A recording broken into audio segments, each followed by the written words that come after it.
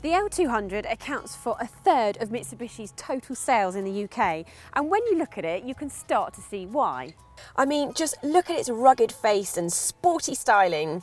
It looks ready for a drive anywhere.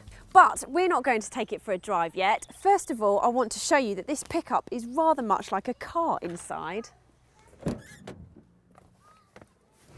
See, there is the space and comfort in here that you would expect from other Mitsubishis in the range, and if you go for the Barbarian model, you get leather seats, cruise control and sat-nav. The dashboard is well laid out and all the controls are within easy reach. Also, there's loads of storage. Let me show you. There's a secret little cubby hole there.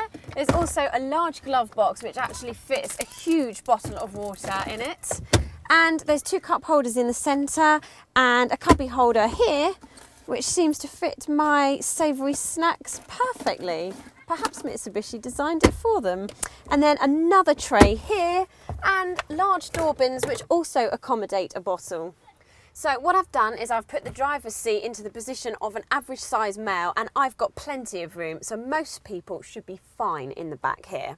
And because I could only afford to buy one cup of coffee this morning, I'm going to demonstrate with the same cup I used in the front and show you that in the back there's cup holders as well, which you don't actually get in all SUVs.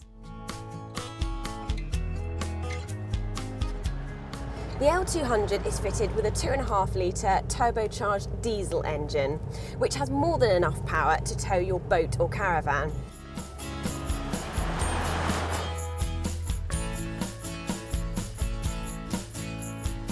Something else that the L200 is very good at is off-roading. It genuinely copes very well with rough terrain. In fact, it even has an optional low range mode for some serious off-roading.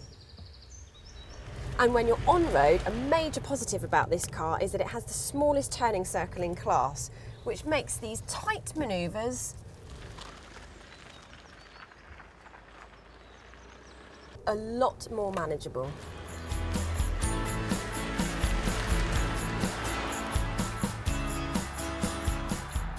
Whilst you're doing all this, fuel consumption is pretty good as well. You should get around 33 to the gallon out of it. Also, good news is, if you're using it for work, because it's classed as a commercial vehicle, you don't need to pay company car tax on it. However, that does bring me on to its negatives though. It does sound a bit like a tractor when you get it up to speed because the engine is so noisy. Also, because essentially it is a commercial vehicle, it's designed to accommodate a heavy load in the back. So when the bed is empty, the suspension feels very bouncy. Also, because it's such a large vehicle, without the optional reversing camera, some people may find it difficult to park.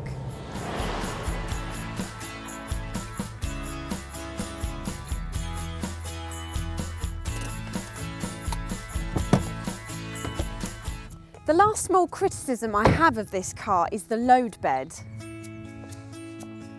Now, you might think that I'm crazy for criticising one of its most useful features, but actually the reason why I'm criticising it is because there's no way to protect your contents unless you go for an optional load cover. But the lock is quite fiddly.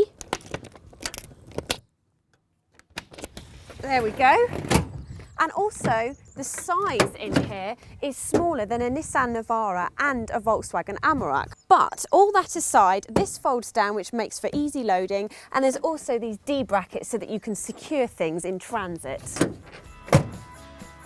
Finally, it's no secret that these vehicles have got a reputation for being robust and withstanding some serious abuse without braking.